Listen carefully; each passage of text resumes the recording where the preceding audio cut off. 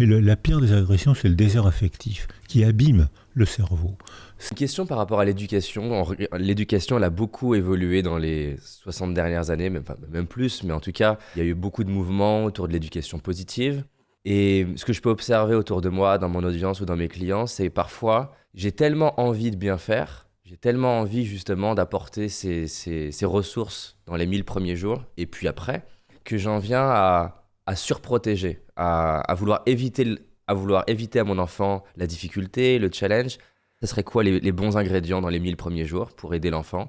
Et est-ce qu'il y a des limites auxquelles je dois faire attention pour pas justement basculer dans fragiliser l'enfant plutôt que de lui donner des ressources? Tout à fait. Il y a deux mauvaises solutions. La pire, c'est le désert affectif, l'abandon. Là, on sait maintenant, grâce à la neuroimagerie, que abandonner un enfant, l'isoler, c'est altérer son cerveau. C'est pas une vue de l'esprit. On a fait des scanners aux orphelins roumains, aux enfants abandonnés de Roumanie, leur cerveau est abîmé. On voit des atrophies localisées, on voit les atrophies des deux lobes préfrontaux, qui sont le socle neurologique de l'anticipation, l'atrophie du système limbique, qui est le socle neurologique de la mémoire et des émotions. C'est des enfants qui ne peuvent pas contrôler leurs émotions.